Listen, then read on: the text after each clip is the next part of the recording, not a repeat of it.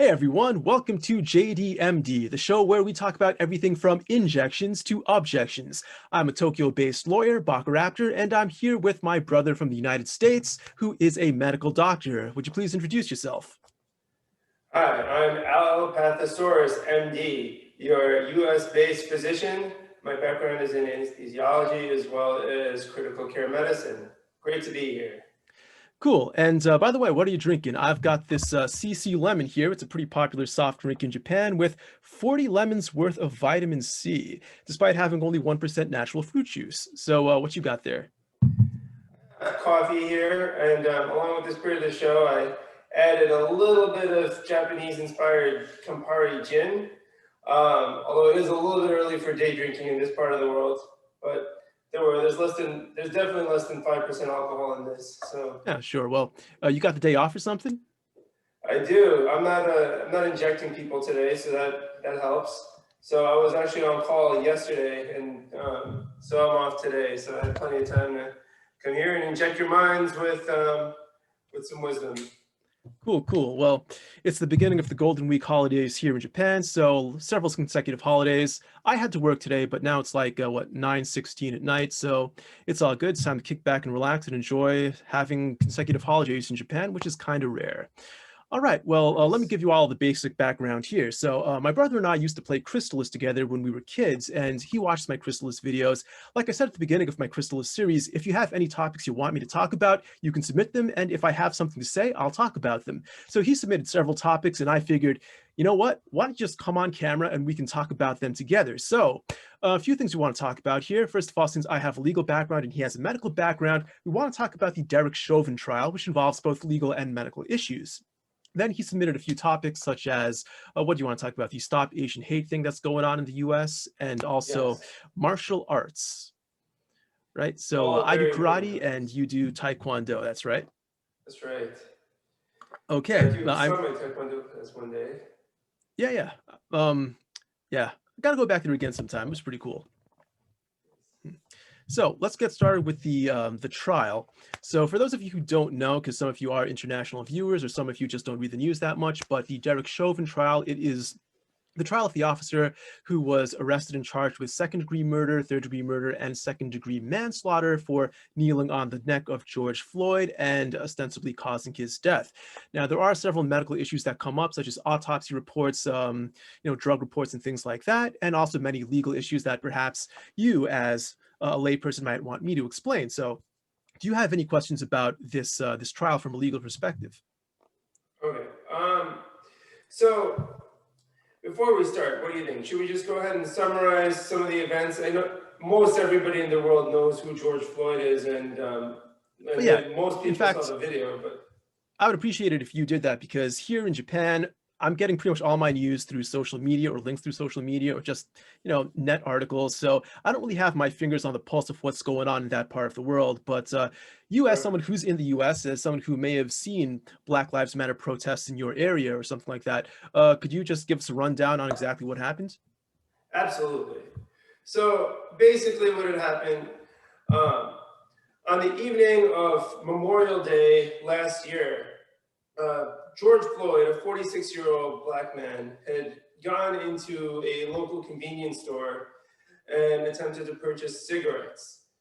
After he left the store clerk looked at the money and thought that he had paid for the cigarettes with counterfeit $20 bills. He then went out to George Floyd's car where George was still sitting um, and asked him to take back the money, pay again, and George Floyd had refused at that point.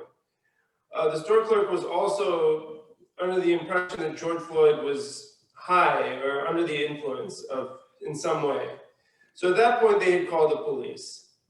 So basically, what had happened was the police had come out. Um, Although he initially refused, George Floyd did ultimately get out of the car and was subsequently handcuffed and just, sat on the sidewalk for a while. One officer talked to him briefly, said, you look like you might be on something, et cetera, et cetera. Okay. They went to go ahead and put George Floyd in the car, and at that point he was, He said he was scared. He started panicking. Said he had claustrophobia. For one reason or the other, expressed apprehension about getting in the car. I think he had actually been in the car at one point, but then was panicking, and in some fashion. And at that point, he was also saying he felt short of breath, claustrophobic. Even before all this started. Probably because of his what appeared to be a panic attack. At that point, he was out of the car, still in handcuffs, and he was placed face down on the ground. Derek Chauvin then proceeded to put his knee on George Floyd's, upper back and neck area, and left it there. And that's pretty much where the rest of the world, knows what happened from there. He stated several times that he couldn't breathe. He begged the police officers to stop. Derek Chauvin refused and continued to keep his neck for close to 9 minutes. Other bystanders attempted to intervene, and they were essentially blocked off by 3 other officers from doing so. Eventually, he lost his pulse and lost consciousness, and even then, his neck was pinned down by the officer's knee for about 2 more minutes. Paramedics arrived, and they still were not able to get on. The officers refused to let them in to apply medical attention. He was ultimately taken to a hospital where he was pronounced dead. Okay, that's basically the recollection of the events as I have them. And did you watch any of the trial at all? Because I just watched the intro, like the opening statements and the closing statements. I didn't really see anything in between, but I basically got the gist of what was going on from the opening and the closing. I didn't really get to see in a whole lot of detail what was going on during the day so maybe we saw some clips of it here and there, but and just some recap on the news, but I didn't watch the trial in detail, no. Did you look into anything like the autopsy report or the drug report or anything like that? I've read all about it. I didn't read in a whole lot of detail, but I did read the basics of it as was published. So I think 2 autopsies were done, the second of which confirmed asphyxia as a result of homicide as the cause of death. The first autopsy was less conclusive. It did mention asphyxia as a factor, but it also mentioned several other factors, including blood levels of fentanyl and methamphetamine, and a past medical history of high blood pressure and coronary artery disease as contributing factors. Okay, I pretty much recall the defense lawyer bringing up those issues in the closing statements as well. Um, so let me ask you a few questions about this. First of all, Sure. okay, so you didn't actually watch the opening or closing statements, and that's fine. You don't really need to. I just want your medical opinion, not your medical opinion based on some lawyer's, pretty words about how he wants to present his client or how he wants to present the case against Derek Chauvin. So, Sure. yeah, do you think there's any doubt that asphyxia caused the death of George Floyd, first and foremost? I don't think there's any doubt that he died from Okay. asphyxia. Good. And here's the thing, from a legal standpoint, even if it was a combination of all these factors, if the knee on the neck was a substantial factor in causing the death, then that's all that matters. It doesn't have to be the only cause here. Correct. And that's where I agree with you. And that was sort of my mindset going into this trial, that if you're going to use fentanyl and pre-existing medical conditions to explain his death, then as I see it, the defense would have had to prove that with all else equal, that he would have died at that time on his own without an officer pinning him down and putting his knee on his neck. Yeah, there was a Right? real weird argument that came up at trial that perhaps it was carbon monoxide coming from the exhaust of the car that may have contributed to the death.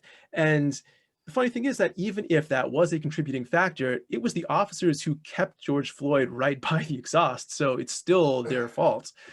Right. I thought about that as well. I'm like, I don't know that that really exonerates this officer. I don't really that absolves him from culpability. Mhm. So the other thing that I want to talk about was fentanyl. and also I guess methamphetamines to a lesser degree. I am actually watching Breaking Bad right now, so I'm learning a little bit Mhm. about meth, but I don't really know that much about drugs and what the various consequences of them are. So fentanyl, how deadly is that?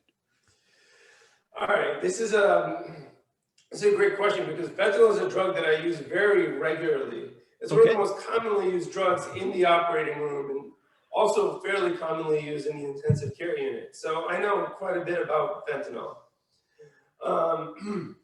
So when you refer to drugs, you refer to quote downers and uppers, right?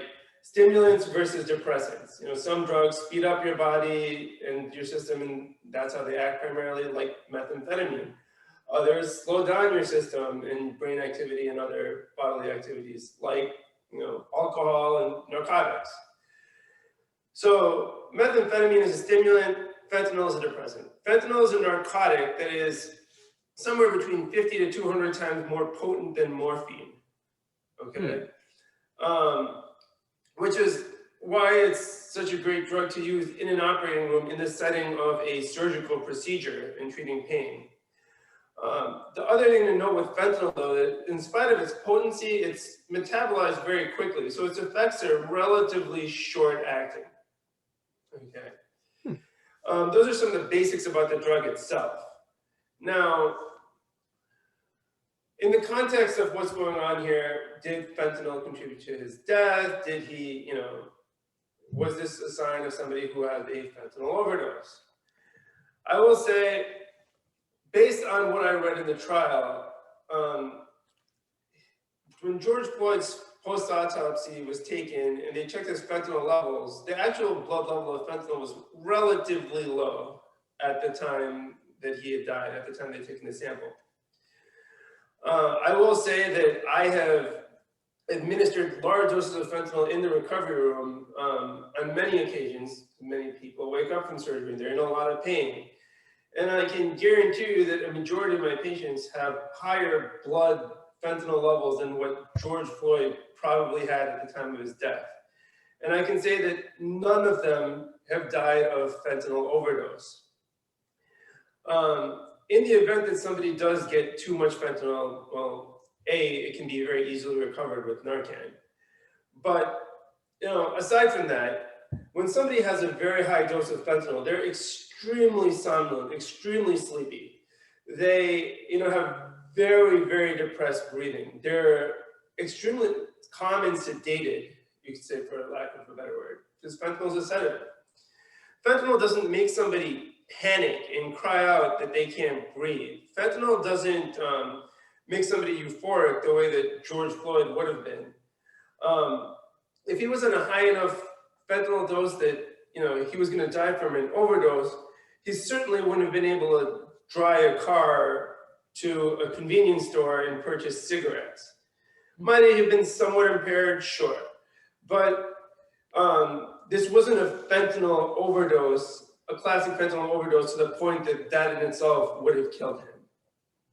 Okay, that actually sounds really convincing coming out of your mouth because a lot of what I've heard over the past few months, especially I try to hang out around a balanced group of people, some right wing, some left wing, and a lot of the right wing Sure. people are sort of police supporters. They were always saying, well, but what about the fentanyl? What about the fentanyl? And now the way you're explaining it, well, yeah, I think it's pretty convincing the way you're saying that that was not such a huge factor that it completely puts the knee on the neck out of the question, at the very least. Correct. Right. Okay, okay. You know. Also consider the fact that if somebody was thought to have been overdosing on fentanyl to that degree, then the appropriate thing to do would have been to, administer medical aid and attention as soon as possible, rather than continue to pin them down. Okay, I hear you. There are a few other just random medical topics that I want to pick your brain about because they did come up in the defense's closing statements. And, the defense lawyer, he's going to throw pretty much everything he can at the jury to see if anything sticks. So some of these are much more convincing than others. I think that the Sure. fentanyl issue was probably, until just a few seconds ago, one of the more convincing parts, but I think you explained that all the way pretty well. So one of the things they talked about was oxygen saturation. What exactly does that mean? He said that he, George Floyd had a high level of oxygen saturation when they did the autopsy. So what exactly does that mean? So when we talk about saturation, what we're talking about is saturation of hemoglobin in the blood, like how much of your oxygen, how much of your hemoglobin is full of oxygen. And a normal number is about as close to 100% as possible, certainly higher than 92 to 93%. You and I are probably breathing close to 100 right now on room air. So when they say that, his oxygen saturation was close to 100%, very high, it means that there was a lot of oxygen in his bloodstream. Okay. And that's normal, even though there might have been asphyxiation. Well, so the thing is there, and that's something a lot of people might wonder, this guy really was asphyxiated, just had the life choked out of him, like everyone says, why was his oxygen level so high? Well, the thing is, that has a lot to also do with what happened after the events.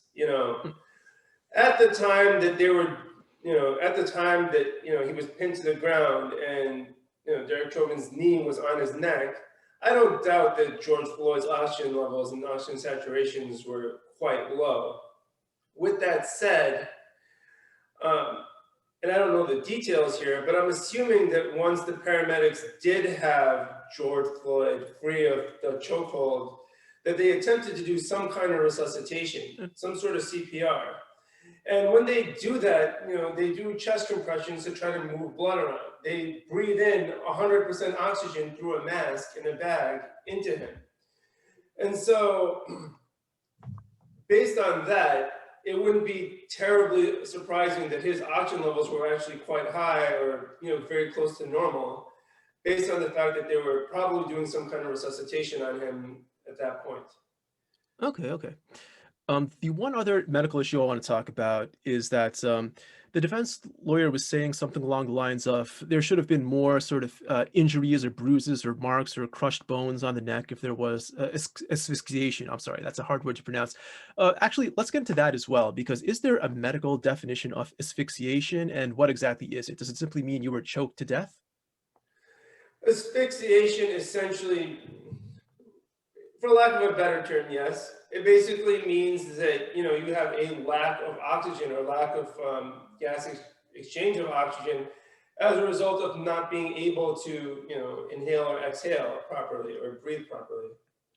Okay. And can you necessarily get there without having, for example, a lot of neck bruising or crushed bones or anything like that? So when we think of asphyxiation, we think of the more typical examples.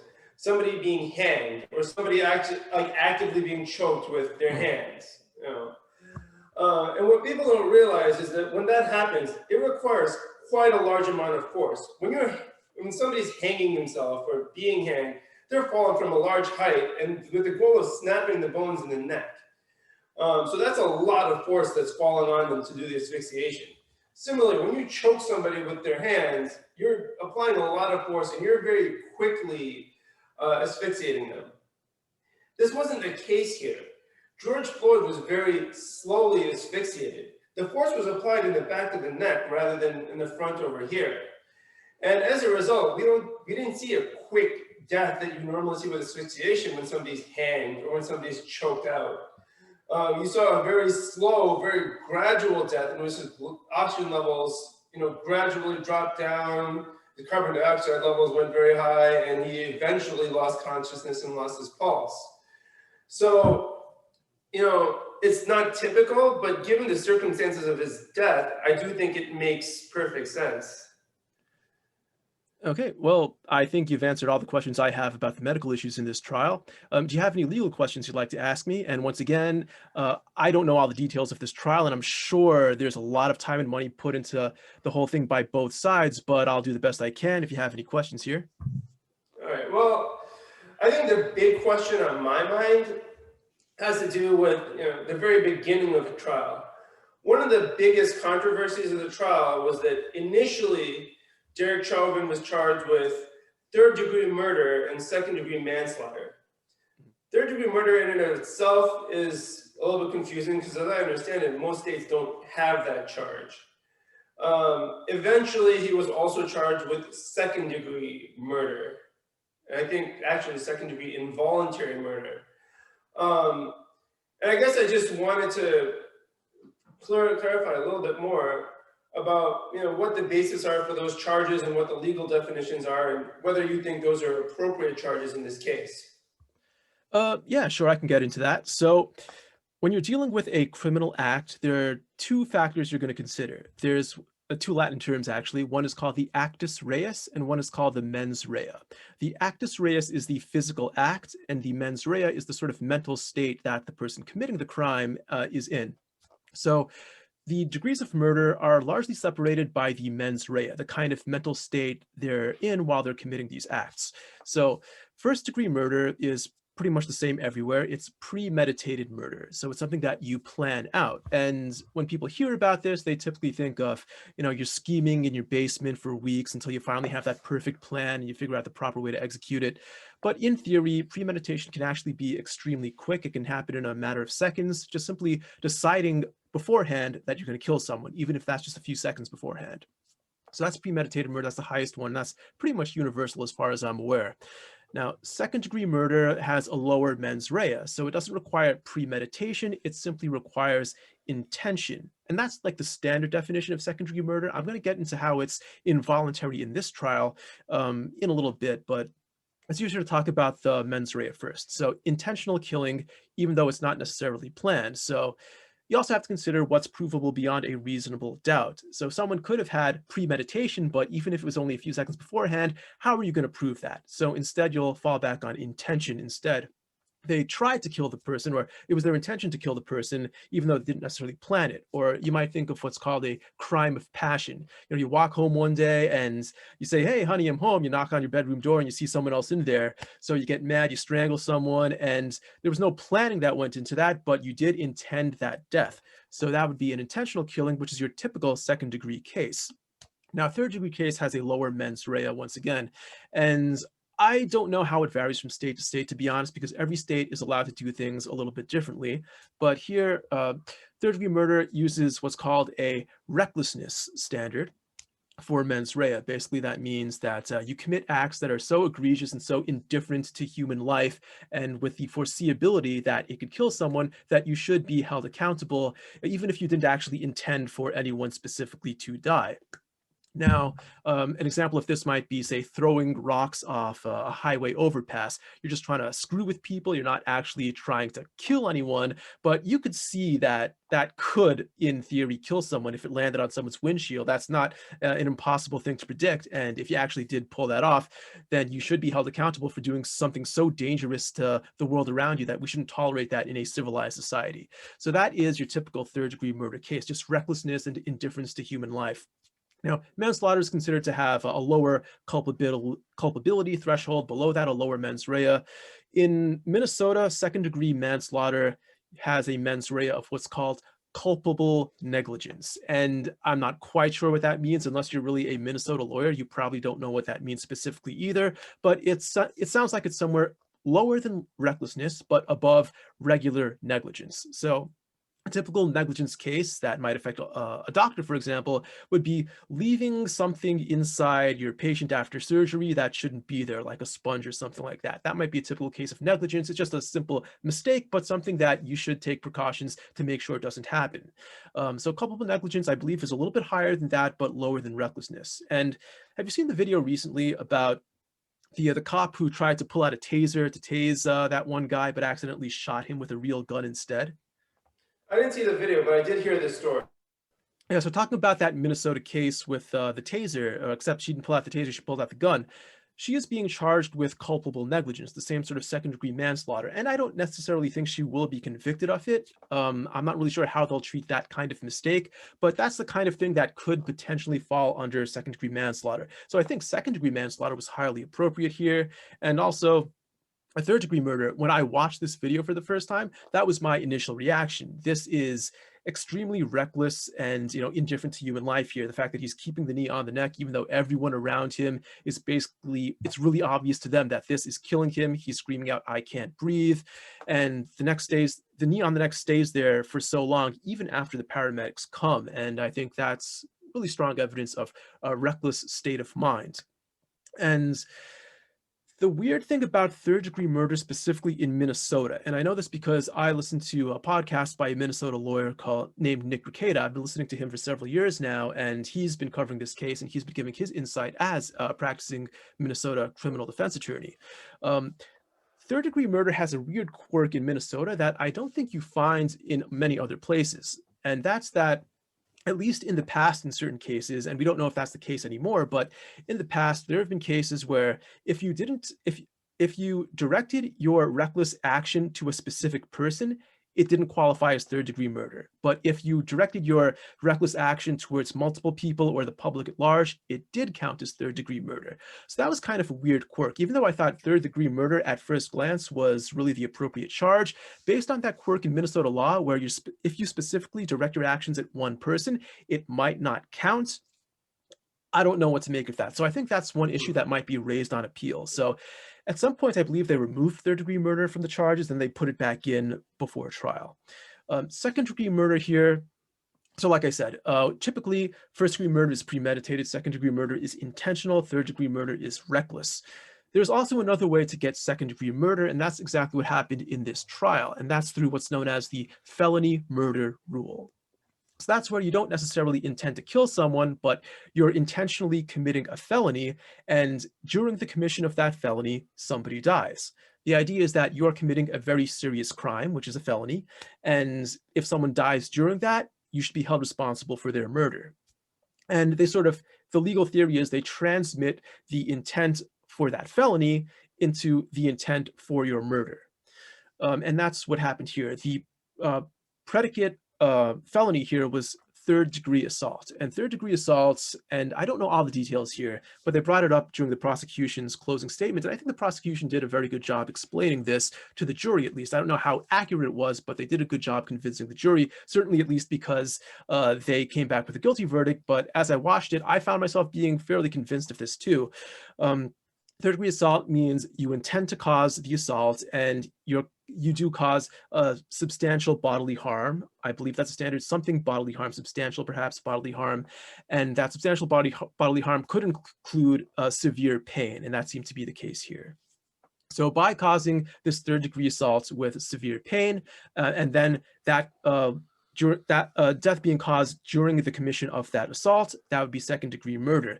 Now, here's the thing. If you or I did that to somebody else, no question, that's third degree assault, and somebody died, that's felony murder. But if a police officer does something like that, well, police officers have a lot of leeway to use force when they're arresting someone, for example, especially someone who is resisting. So I wasn't sure if this one was going to land at trial. Like I said, I thought second degree murder and rather a second degree manslaughter and third degree murder were highly appropriate because there was like culpable negligence and recklessness, in my opinion.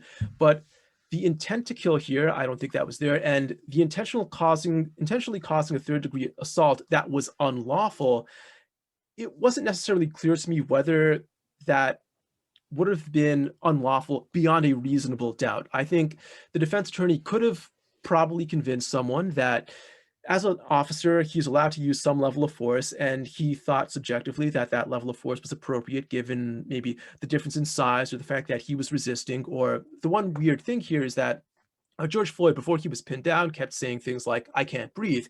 And because of that, maybe the officer had a reason not to believe that what he was doing was actually causing serious harm. So there were a lot of other factors that could come into play here. And I do, at the end of the day, think that second degree murder was arrived at appropriately, but I could have seen that going either way. And the first time I saw it, I didn't expect that to be the case, but I was kind of convinced by the prosecution's closing arguments. So the prosecution had to make the call, what charges are you going to bring? And that's the one advantage the prosecution always has. So I was a prosecutor for a little bit, for a little while, so I actually know this. If you don't think you can prove something, you simply don't bring it. And that's why prosecutors have such a high conviction rate, often over 90%. But, in this case, with such public attention, they had to kind of take a risk and go for second degree and third degree murder, even if perhaps there was going to be a legal technicality regarding third degree murder, and perhaps the intent wouldn't hold for second degree murder. But I think they did a pretty good job, and they were able to get the convictions on both. So just generally speaking, For the prosecution, they're not supposed to be creative. They're supposed to be bulletproof. They're supposed to do everything by the books, make sure that the case is very thorough and complete. And to make sure that happens, they don't really try anything too crazy or creative, or at least they're not supposed to, like asking OJ to try on the glove or something. Generally, that's not going to happen. So, yeah, I think the prosecution, they were very thorough. They seemed to explain every single element of every single offense here, and they did that in a very convincing way. So on closing arguments, I thought they did a very competent job. And the defense, they tried to poke holes. That's the job of the defense, to be a little creative, try to poke holes in the case and try to find at least one point of reasonable doubt. And this defense attorney, my opinion of him was that he seemed like a good lawyer overall. He seemed like he knew the case very well. He knew the law very well. He was kind of a boring speaker, a little bit long-winded, and his speaking style was a little too like highbrow lawyerish. For example, one of the things you're often taught in law school is that try to use normal people language when talking to a jury. If you're talking to a judge, that's a different story. But talking to a jury, why say vehicle when you can say car? But this was the kind of guy who would always say vehicle. So I think he did as good a job as he possibly could have, but maybe he could have been a little more convincing or connected with the jury a little bit better. But even then, I think they more or less arrived at the right results for all three charges: second-degree manslaughter, third-degree murder, and second-degree murder. And there's a chance that third-degree murder could get overturned on appeal. And second-degree, yeah, that's just a matter of convincing the jury. The jury is the one who has to decide if the intent was there to actually cause that third degree assault, which would then impute that intention to second degree murder. And also for a case like this, with so much public pressure, if he got found not guilty of anything, then people were going to riot. And I'm sure people already did to some extent, but it would have been much worse, even if he got convicted of third degree murder, but not second degree murder. So the prosecution really had to do a good job and put together a very strong case for second degree murder here. And, I guess it's for the best that they got him on that. I certainly think simply by watching the video, throwing all my lawyer analysis to the side, I think that Derek Chauvin is guilty. He did something that was clearly really dangerous that caused the death. But from a lawyer's angle, I could have seen how it may have gone either way on second degree murder. Okay. There is one more question I did have, and this is sort of that you brought up. Sure. So Senator Maxine Waters, Okay. she basically, over the weekend before the verdict was reached, made a speech where she basically encouraged protesters to, be more confrontational and show them that they mean business if, he's let off the hook. And the judge had released a statement saying that, those statements could possibly lead to a mistrial on appeal. Do you think there's a realistic possibility that that could happen? I don't think it's realistic, but I mean, it's a very outside possibility. And I think the judge was saying that just to get people to stop making statements like that, because if that kind of statement avalanched into other people calling for the same thing, then the case just gets stronger and stronger. So I don't think it's a realistic possibility. He just wanted to kind of nip that in the bud before it became a bigger issue. I Sure. have a hard time seeing any appeals judge overturning this, simply because if they do, there are going to be riots, and people know that. Judges are aware of the non-legal issues at play here. Make no mistake about that. But I think for the most part, they're going to act on principle and do what they think is right. Still, I don't think that one voice calling for riots if Derek Chauvin was found not guilty would be enough to overturn this kind of trial. There would have to be more pressure, but more pressure along those lines could potentially result in some kind of mistrial. Okay, makes sense. With that said, on a larger scale, as you may know, George Floyd is one case in a larger series of cases that define the Black Lives Matter movement. Okay, a series of incidents over years of unarmed Black men being killed at the hands of police officers, usually white police officers, but all different races really. So with that in mind, we noticed that a lot of these police officers, after killing these men, are oftentimes acquitted of criminal charges. Now, I wanted to hear your perspective on that as well, because, most of the time, as I've understood, um, the families often file civil lawsuits against the cities and actually win some rather large settlements. So, I mean, the events aren't really being 100% ignored. They are, the city is expressing like some level of culpability and wrongdoing. Um, but it raises a question as to like what burden of evidence would be necessary to prove criminal charges in these situations, for some of these officers, and maybe that would explain why so many of these cases result in acquittals on criminal charges. Okay, yeah, that's a very good question. And this is something that Derek Chauvin's defense attorney actually talked about a little bit at the beginning of his closing statement. It was one of those kind of long-winded loyalty statements that I don't think really was necessary, at least not to be all that long, but he talked about the different standards of proof. In a criminal case, especially, a felony case, you're dealing with proof beyond a reasonable doubt. So if the officer had presumably some justification for firing when he did, and officers are often given a lot of leeway on these things, then even if you're 50-50 or you're even leaning towards thinking that the officer did something wrong, if you could see some reasonable doubt there, then he's getting off the hook, at least in the criminal sense. Now, the civil standard is typically what we call, let's see, preponderance of the evidence. And preponderance of the evidence, it sounds all fancy, but it basically means 51% versus 49. If you lean even more slightly towards the guy being guilty than not guilty, or in the civil sense, we're not going to say guilty, we're going to say liable, because we're dealing with money here, not prison time or moral culpability in the sense of criminal guilt. But yeah, if you think that he's even slightly more likely than not to be responsible, then yeah, he is liable and he has to pay up. Now, suing the government is tricky, and every state does it a little bit differently. Some states they have a term like qualified immunity and other terms like this, which basically means that on some issues you can't even sue the state, or you need the state's permission to sue them, and it gets really complicated. There's certain other claims that you can file. I believe it's called a 1983 claim. I don't know all that much about it, but there are various specific procedures for suing government employees and people like officers in particular. So I think it's more the exception than the rule that you do get a large settlements for an officer shooting.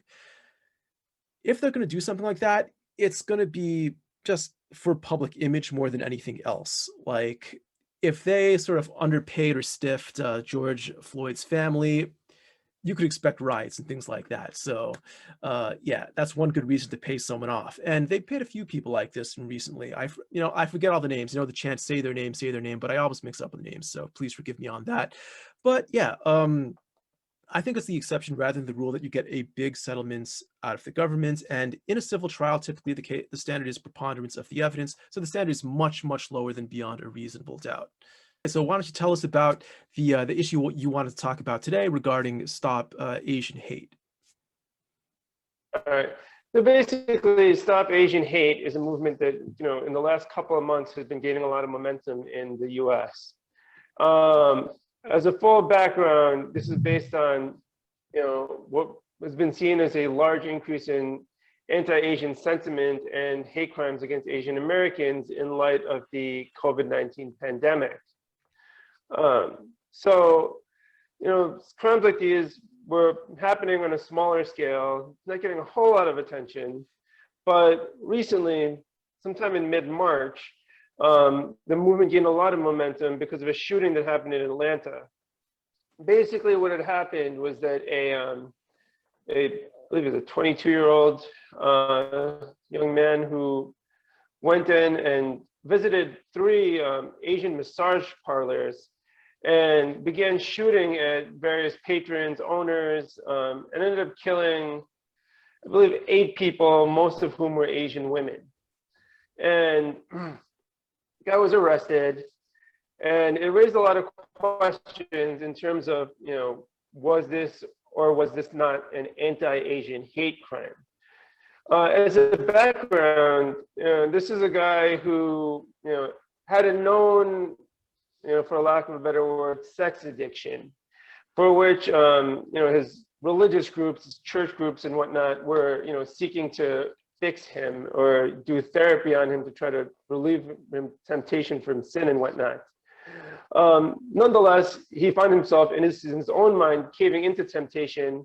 And as a result, as he describes it, he wanted to eliminate the source of temptation for not only himself, but other people who struggle with this addiction. And that's what he claims was his motive for going in and shooting all of these people.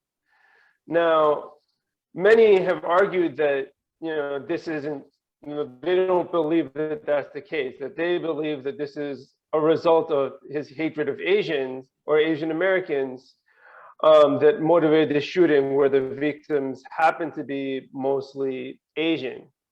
So, this has been some level of debate between, different sides of this issue. And I just wanted to also just get your ideas of a legal background on, what actually constitutes a hate crime and what, you would need to prove in order to classify this as a hate crime.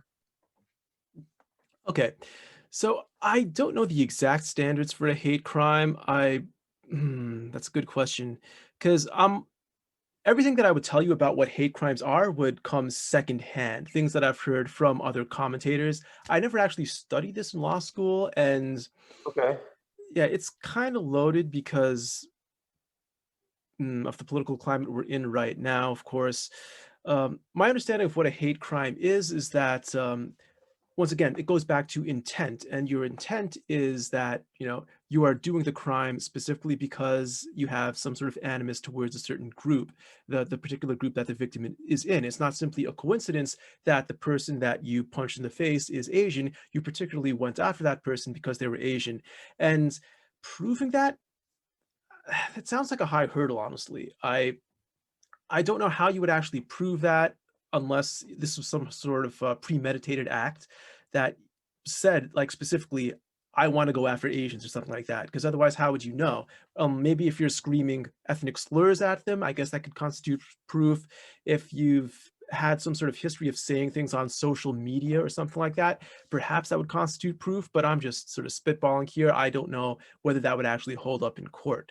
But yeah, you would need some sort of basis to establish that, especially perhaps beyond a reasonable doubt in a criminal sense, that you're not just going after someone because you don't like their hairstyle or they said something mean to you. It's specifically because that is the race or sex or gender identity or sexuality that you're targeting or something like that. Now, as far as this whole thing is concerned, of course, I'm living in an Asian country right now, so it's very different for me. Asians are not the minority here, obviously. In the United States, I haven't lived there in 7 years. I have no idea what things are actually like. I would have to assume that, and this is just based on my intuition here, I would have to assume that people are now only paying attention to anti-Asian hate crimes, in the media at large. I'm sure there were plenty of them before, but no one really paid much attention to them. That's the assumption that I have. I would say it's like the summer of the shark from, a decade or so ago, where every single day that summer, the news was always talking about shark attacks. But when that summer was over, it turns out that the previous year, there were actually more shark attacks. But it was just the fact that there was so much coverage in the news that made people think there was so many more going on right now. And maybe there are actually FBI statistics or something that would actually support the fact that there are more anti-Asian hate crimes now, or maybe the definition of hate crimes is now being viewed more broadly to include Asians for the first time. I'm really not sure what the whole story is. So do you know anything about that? Like, is there actually objectively a rise in anti-Asian hate crimes, or is it just the fact that people are paying attention to it, or people are actually counting it for the first time, or what do you think? My opinion is that it's probably a little bit of both. I will agree that, anti-Asian hate crimes were something that, haven't been given a lot of thought or have been taken particularly seriously for a long time. And sort of along those lines, anti-Asian stereotypes and jokes, to, a lesser degree of seriousness, are something that are still fairly widely accepted and have been widely accepted for a very long time. And, the same thing can be told for like Indian joke, Indian stereotypes, or something that, people don't normally think twice about whether, as being racist. Now, with that said, there's certainly a reason for why there might be more anti-Asian sentiment in the United States right now, given the pandemic and everything else around it. And you know what? Indian people and other brown people experienced similar things after 9/11. Like a specific precipitating event leading to a rise, and resentment towards the people who committed that event and other people who they perceive look like them. So, to answer your question, I don't doubt that there is somewhat of a higher incidence, or that it might have gotten a little bit worse in the last year or so since the pandemic started. But it's hard to say, because you're right, they really hadn't paid that much attention to it before. And so this could just be how it always is. It's just now it's coming to light and people are really talking about it. So. All right. And specifically about the Atlanta shooting, because I did read about that one. So, of course, people are going to pay a lot of attention to that one because it was a legitimate mass shooting. And the definition of mass shooting is actually much smaller than many people would think. I think it just involves, 4 victims or something like that. So in the case here where there are 8, that falls well within the official definition of a mass shooting. And make no mistake about it, 6 of them were Asian women, I believe. I think one of them was a man and one of them was a non-Asian woman, if I recall. I don't know the full story here. But yeah, typically these kinds of like massage parlors are run by Asian women. And yeah, based on what you said and based on what I've read, I wouldn't call this an anti-Asian hate crime, because it seems to me that this guy's, at least if you want to believe what he says subjectively, he's saying that it was based on his own kind of religious ideas, sort of your typical stereotypical sort of incel kind of shooting. So I would say that it's actually more sexist in nature, or even religious extremist in nature, more so than anti-Asian. It's just the fact that these days people talk a lot about systemic racism, and even if the cause isn't necessarily obvious, the fact of the matter is, based on the system we live in, this kind of shooting is going to result in more Asian deaths. And I don't really buy into the whole systemic racism thing or the critical race theory stuff. And I don't know how much of a foothold that sort of thing has taken in the United States. I mean, obviously you're there, you have a better idea. Everything that I read is on social media, and the loudest people are the ones who are the most polarizing. So that's all I'm hearing. But Sure. yeah, for something like this, even though the victims are, without a doubt, the majority of these victims are Asian women, I think it's more anti-woman kind of thing than an anti-Asian kind of thing. And I think there are a few reasons why this case has actually become sort of the face for anti-Asian hate. And one of them is that, in fact, several of the victims were Asian women, 6 of them. So the numbers by themselves, they stand out. But also there is the fact that this is a white guy doing the shooting. And, a lot of the videos that I've seen of anti-Asian hate crimes have been perpetrated by Black men. And that really doesn't jive in this day and age with the whole Black Lives Matter movement. People don't want anti-Black sentiments when we're at this stage in our country where we're trying to make people more aware of Black suffering and Black rights. So when you see Black people committing anti-Asian crimes, you don't want to think of these as hate crimes.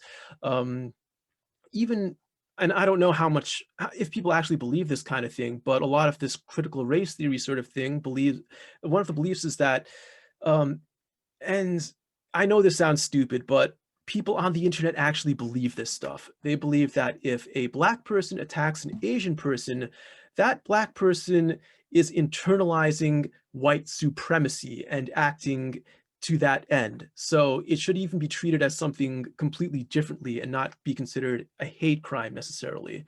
Hmm. I think that's ridiculous. And I think that most people with common sense would say that's ridiculous, but this kind of movement is catching on. So who knows?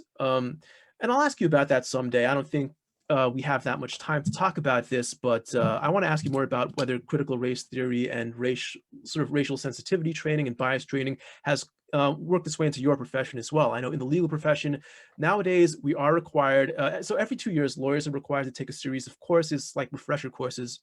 And these days, many states, including my state of New York, requires you to take 1 hour of courses on bias training and diversity training and that sort of thing. And it was a big issue in the previous election with Donald Trump banning critical race theory specifically from government mandated bias training, racial sensitivity training, and that sort of thing. And I believe Joe Biden has now brought it back. But I believe that's part of it also. They really wanted to put a white face as the symbol of white hate, of anti-Asian hate, and they found one right here who just killed 6 white women. Now, I don't know what the actual statistics are about who is actually committing the most anti-Asian hate, and I don't think that's necessarily relevant to this point, but I don't think this is necessarily the right case to be doing it with, because it just doesn't feel like he specifically went after them for being Asian. He just targeted an industry that systematically has a lot of Asian women working in it. Sure. Exactly. And that's my sort of impression of it as well, at least my initial impression when I read through most of this. You know, I don't doubt that there's an increase in the number of hate crimes that have been happening. I definitely think this has the potential to be a hate crime, but I'm not sure that, at least based on the evidence that's presented, that that's in fact what was really happening. I do think people were jumping to that conclusion fairly quickly. And, you know, if the evidence is there to suggest otherwise and to suggest that, hey, you know, that was part of his motive, and that becomes clear, then, you know, fine, absolutely, I, you know, will agree with that. But the concern is, like you said, people are jump to a conclusion, it seems like, and made it an issue without necessarily looking at all that evidence there. Looking at this guy's looking at the Wikipedia page for this case right now, I can fill in some blanks. So first of all, you're correct. It was 6 Asian women, 1 non-Asian woman, and 1 man. There are a couple of arguments that they do make that suggest more about a possible anti-Asian motive. There's supposedly one witness who had heard him say, as he was shooting these people, that, quote, I'm going to kill all Asians. So that's something that could certainly fit that narrative. Yeah. And there's also the fact, yeah, the police officer who initially published this report saying that this was a, you know, this was not a hate crime against Asians.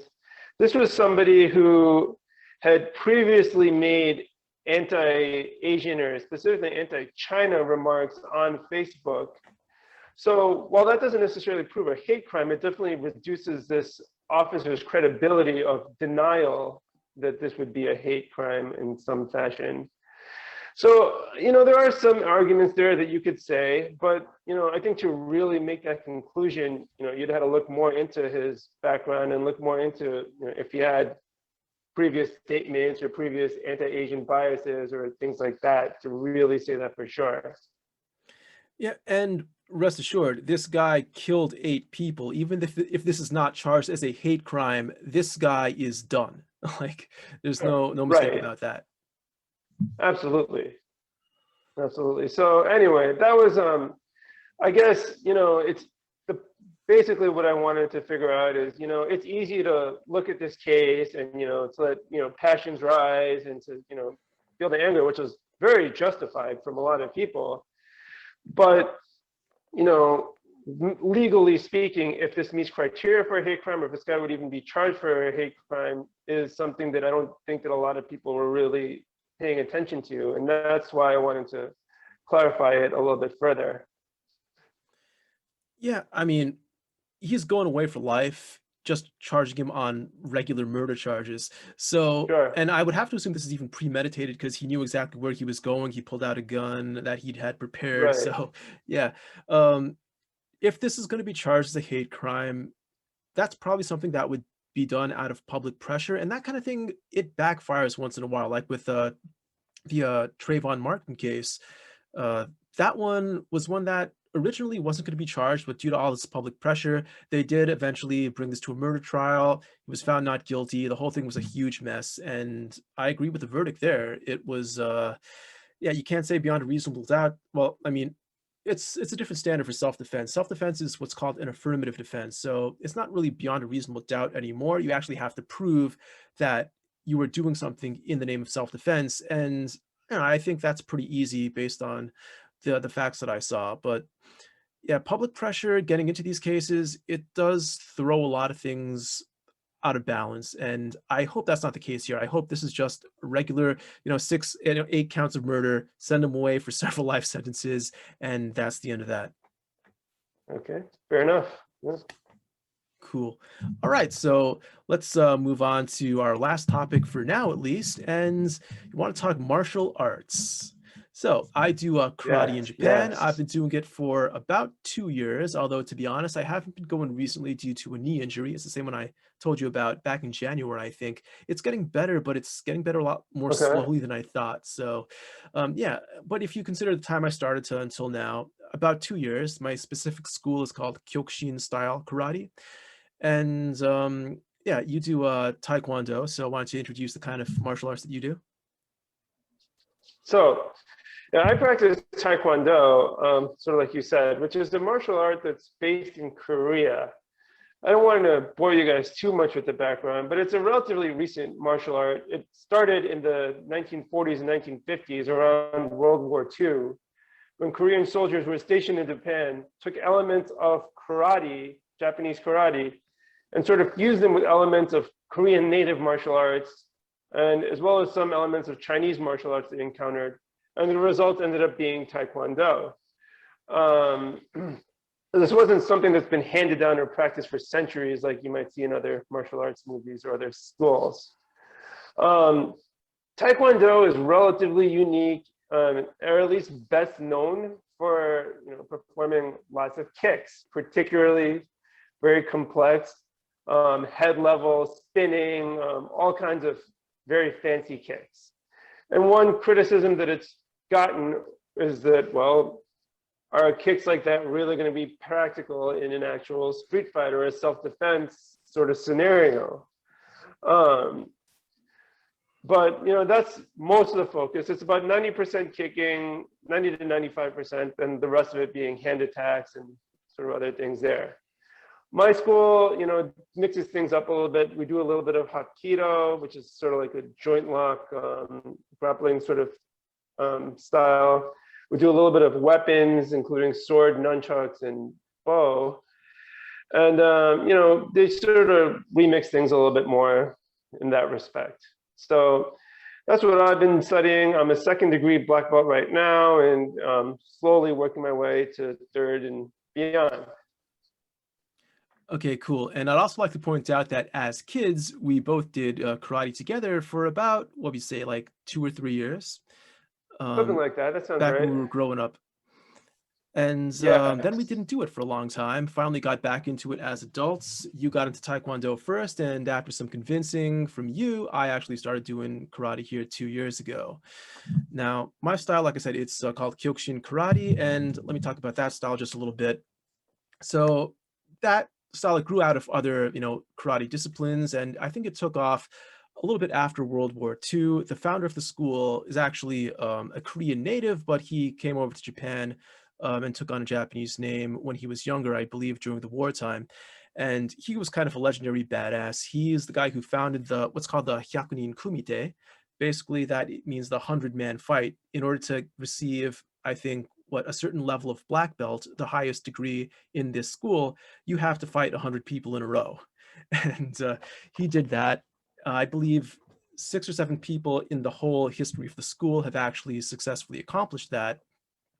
And yeah, his style was basically premised on going bare knuckle as much as possible. His philosophy was that, you got to build up a tough body. There's no gloves in the streets. And so uh, you don't wear gloves, you don't wear supporters, you just kind of punch each other out. The problem with that, of course, is that you take enough punches to the face and there are going to be a lot of injuries. Not a lot of people are going to join your karate school. And so one of the big criticisms is the rule that followed, which is that you're in competition, at least, you're not going to take any punches to the face. Now you can already see how kind of impractical that is, because in a street fight, especially with people who aren't trained, that's the first thing they're going to do. They're going to try to punch you right in the face as much as possible, as hard as possible. And so you need to learn how to do that yourself. You need to learn how to defend against that. And Kyokushin Karate, my school, it doesn't do such a good job of training that, because generally speaking, you're not going to be wearing gloves, you're not going to be wearing headgear or anything like that. But otherwise, it is pretty intense. Like, I've already been injured a few times, injured my knee. I broke a few ribs here and there. You take a lot of hits to the body, and the people who have been doing it for a long time, they develop incredibly tough bodies. Now, you do take kicks to the head. That's the one thing that is allowed, but punches to the head, not so much.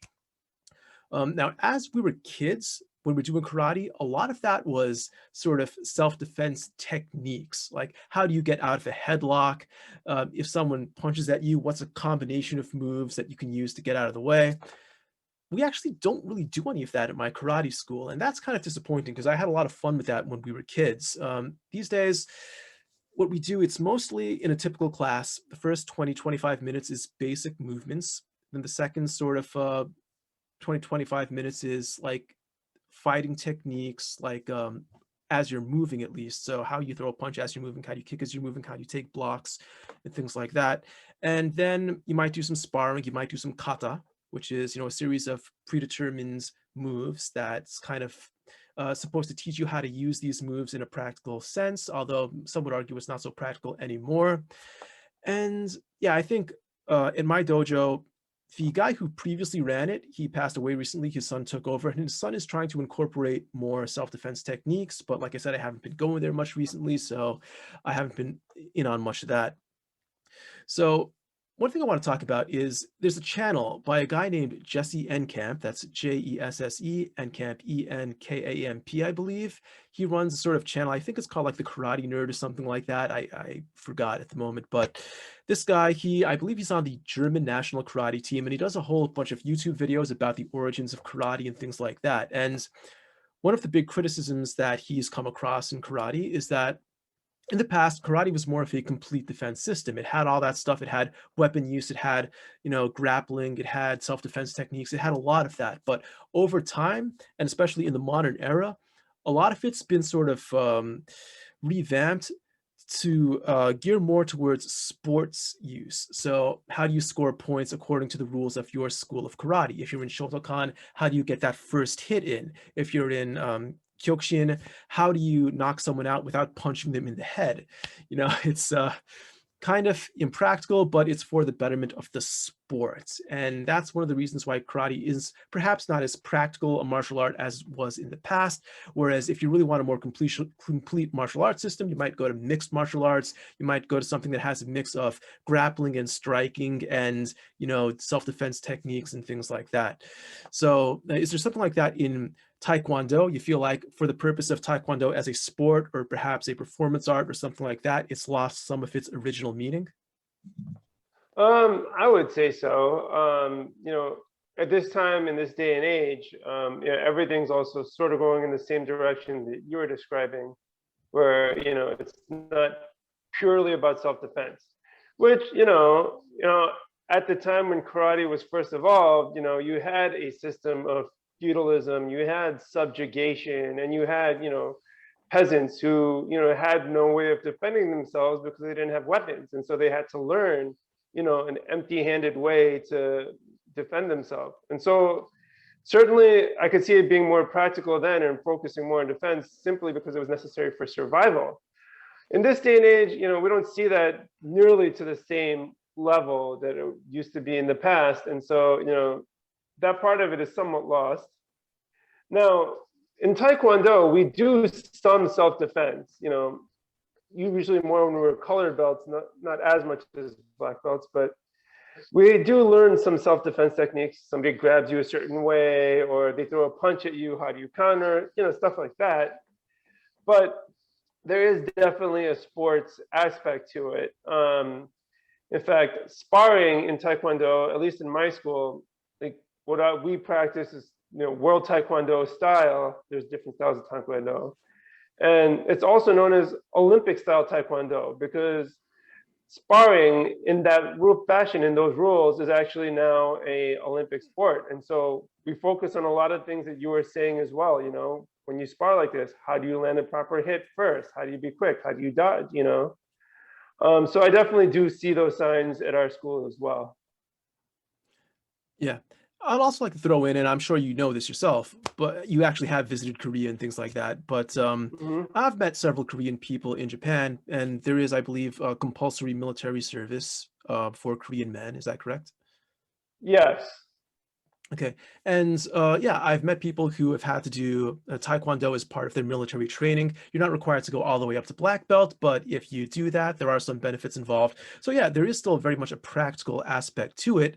But with that said, yeah, there's sports, there's performance, there are people who do it just for health, there are people who do it just to keep active and not be sedentary. So to some sense, for business purposes as well, people who run dojos, and my dojo is one example of this because mine is in kind of a business area that is pretty close to my office. And there are a lot of sort of older women who are part of the dojo, and they're not going to spar the same way as some of the younger men. There are many different goals here. And so people, for business considerations, do have to make things a little bit easier on some people or change the standards to some extent. Sure. Absolutely. No, that makes sense. Now, Right. one thing I want to talk about with you specifically. So when we were kids, all right, so we were actually in two karate dojos, and you see where I'm going with this here. The Yes. first dojo, I remember having a blast there. We learned all kinds of different techniques all the time. It was cool. The teachers were cool, and it was kind of a shabby little basement kind of dojo, but it was basically all I needed, and it was really fun.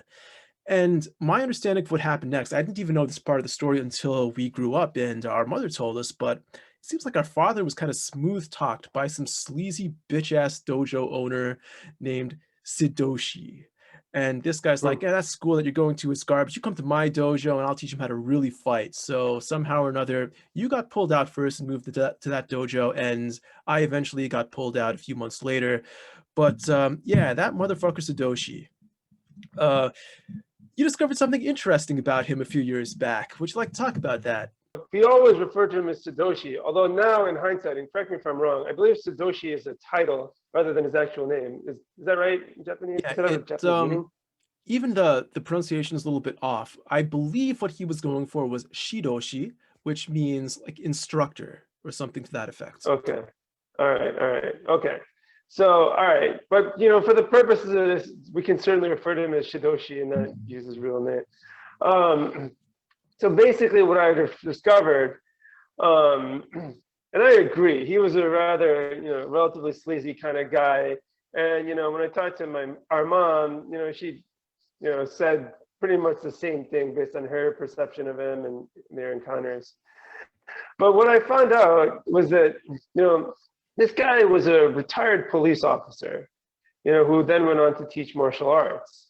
And a few years ago, he was actually arrested on, if I can remember, a scam, basically what's the word I'm looking for? Welfare scam? Not welfare. Social security? No. It's like a disability type of scam, Mhm. on a pension plan. Basically, he had been a police officer in some point in the 80s, I want to say, early 90s. And essentially, he claimed disability at some point, either from the physical or emotional stresses of the job that said, I can no longer do this to support myself. And therefore, I have to leave and you guys owe me money for the rest of my life. Well, shortly thereafter, he then opens up his karate school and shows that he's like extremely physically fit. That is one thing I will say about him. He did have a lot of skills when actually put to the test, as far as I can remember. Um, and he was very physically fit, and he was certainly actively practicing martial arts. In fact, like one of his websites that I would see that on his website, he would like boast about how he was like a personal, like private bodyguard for certain celebrities, and talk about how he would like on this website, reach his potential in life and like, he's fighting to like the highest degree and whatnot. Things that are clearly inconsistent with, being physically or emotionally disabled to the point where you can no longer do police work. So basically, he ripped off the police department for quite a bit of money and then was eventually served and, as I understand it, went to jail as a result. That bitch, holy shit. So it's Yeah, funny because even as kids, we could tell this guy was sleazy. Like I was, I believe, what, yeah. fourth grade at the time. You must have been fifth grade at the highest. Yeah, Hmm. and I don't remember the exact story. Was it like the 9/11 fund or something that he ripped off, or was that someone else I'm thinking about? It might have been the 9/11 fund, although granted, yeah, I think you're right. Or he might have ripped off two funds. Who knows? That's would not Right. surprise me I in the wouldn't put it least. Yeah, so fuck that guy. right. So that kind of turned us off to karate for a while because this guy, he ran his dojo really strict. His business practices were kind of shady, and it wasn't as much fun. Like he would really segregate the different belt levels, and until you did that for a certain number of months and you passed the test, which you weren't allowed to take until you spent a few months at that belt level, then you weren't allowed to learn new techniques, which I found really boring. Now, with that said, in Japan, you really do things by the book. You train the same punch like 10,000 times. That's like a famous Bruce Lee quote. It's like you fear someone who um, practiced one punch 10,000 times more than someone who knows 10,000 punches that he practiced once or something like Hmm. that. Uh, Yeah, sounds so about yeah, right. but I had fun at our original dojo, and I wish we continued that way. But unfortunately, we kind of quit. But we got back into it as adults, and we're both kind of enjoying it. I don't enjoy being injured so much, and I'm sure you've had your share of injuries too. Like even when they're not major injuries that keep me from practicing, I'll still get sore here and there. I'll get bruises on my arms. I'll man, it takes a toll when you get older, but it still is. I think Absolutely. not to be sexist here, but I think all men should learn how to fight. And I think women have their own reasons for learning to fight too. Everyone should learn at least basic self defense techniques. Um, Sure. and lots of people don't get any exercise whatsoever. If you're just doing for exercise, there's still, fun that you can have doing that. And you don't have to go all the way to black belts. I believe at my school they're changing the standards. At my school, to become a black belt, the original standard was you had to do a 10-man consecutive fight. And the new owner, the son of the original owner, he's trying to change that so that even if you're elderly or if you're more of a kata guy than a sparring guy, you can still get your black belt. So times are changing in that sense. Uh, but yeah, there are many reasons to do martial arts, and so yeah, I would encourage it for anyone who is interested. Give it a shot and see where it goes.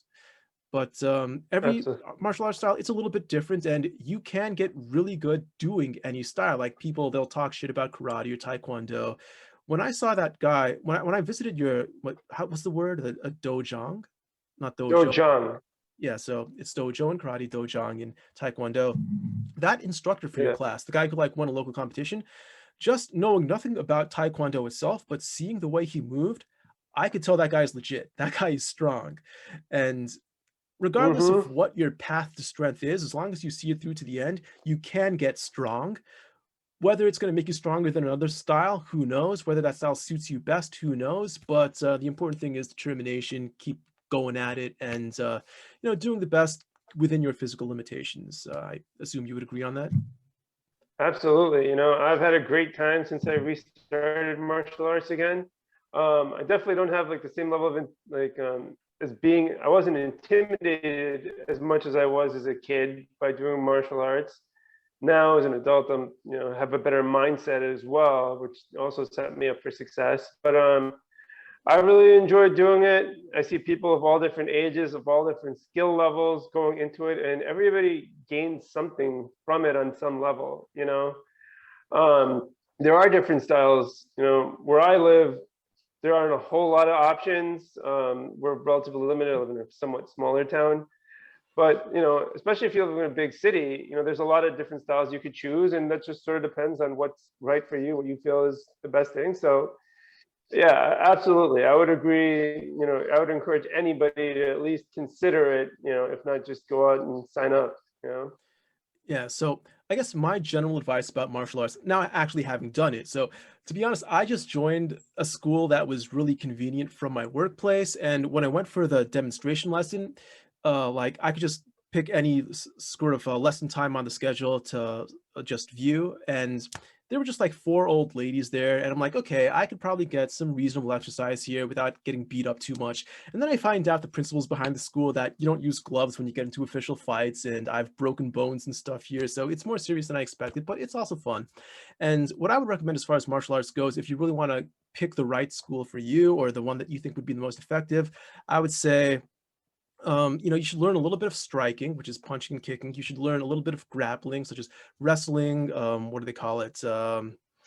What Brazil- Bra- Brazilian Jiu-Jitsu is one of them that's really popular these days, and a lot of mixed martial artists seem to have a background in that. That's a lot of grappling. So you can know what to do if you're at a distance from your opponent. You know what to do if you get tackled and things go down to the ground. Those are two things to think about. And yeah, also do your own conditioning on the side. Like I go to the gym, I do weightlifting. I was doing bicycling for a while before the knee injury at least. And um, yeah, try to make the system as complete as possible. But once again, through any of these given paths, you can become perfectly strong. So don't think about it too much. Do whatever just feels right for you. But that's just my advice. Do a little bit of striking, do a little bit of grappling, and do your own weight training on the side. Yeah, absolutely. Yeah, no, definitely try to keep it well-rounded and yeah, go from there. Agree. And last time I visited your place, you have a pretty nice weight set with those adjustable dumbbells and stuff. Do you still actually do any weight training on your own, or have you joined a gym for that, or do you do any at your dojang, like strength Yeah. We training? don't do. Or All right. So I haven't used my own weights. We just had two dumbbells. I haven't really used those in quite some time, if I'm being honest. Um, I used to have a gym membership, and I was going pretty religiously for a couple of years. And then when I joined martial arts, I left that gym membership and did martial arts instead. We don't really do dedicated weight training at the dojang, but what we do is just a lot of like core body exercise and like the classic exercises, push-ups, sit-ups, abs, crunch, things like that, and just a whole lot of other stamina and endurance building activities. But it may not be as effective as full-on weight training, but it seems to do the job. yeah, well, basically, if you get into a real fight, of course, having the advantage in skill and technique means a lot, and also so does core physical strength and endurance and things like that. So you need to train it all. Absolutely, absolutely. So, Anyway, that's pretty much all we got for now. Is there anything else you want to add, or are we cool to wrap it up? yeah, I think we've gotten through all the big things to discuss, and I think we can call it a day for now. All right. Well, cool. Thank you for coming on, Alopathosaurus, a US-based doctor, and we apologize for the low video quality. This is our first time doing a run through like this, but maybe we'll do this again in the future, and we'll know exactly how to prepare to give you a better product, and also to have more fun ourselves with better video quality, better audio quality. So thank you for coming on, and maybe see you next time on a video like this, or see you next time I get back to the US whenever I'm allowed to travel internationally again. All right, sounds good. Thanks for having me, Baka-Raptor. All right. Always good to be Peace. here. Peace out.